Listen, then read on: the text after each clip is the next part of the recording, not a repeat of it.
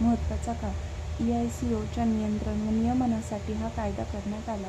EICOच्या राजकीय व प्रशासकीय कार्यांना प्रथमच मान्यता. केंद्रीय प्रशासनाला पाया घातला. तरतूद. बंगालच्या गव्हर्नरला गव्हर्नर जनरल पहिला वॉरन हेस्टिंग्ज. 4+1 कार्यकारी मंडळ. या कायद्यानुसार कोलकाता येथे सर्वोच्च न्यायालयाची 1774 स्थापना झाली. त्यात 3+1 न्यायाधीश होते. एलिझा एम्टे सरन्यायाधीश होते. EICOच्या कर्मचाऱ्यांनी खाजगी व्यापार करण्यावर भेटवस्तू लाच बंदी घातली. Pitt's India act 1784.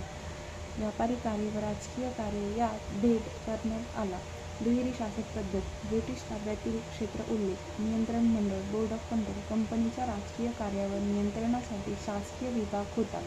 अधिकार. कंपनीच्या भारतातील लष्करी, मुलकी व महसुली प्रशासनावर पर्यवेक्षण, दिशादर्शन व नियंत्रण करणे. Chartered act 1793. नियंत्रण मंडळ बोर्ड ऑफ कंट्रोल च्या सदस्यांचे व कर्मचाऱ्यांचे पगार भारतीय महसुलातून करण्याची तरतूद. ब्रिटिश तिजोरी राजकोषातून करू नये. Chartered act 1813. EICOच्या भारताशी व्यापाराचा एकाधिकार नष्ट केला. चीनशी व्यापार व चहाचा व्यापार करण्याचा एकाधिकार मात्र कंपनीलाच ठेवलेला होता.